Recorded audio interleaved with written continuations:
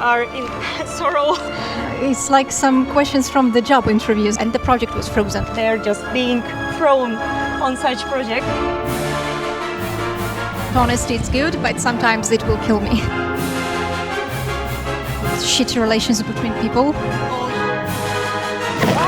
Tortures.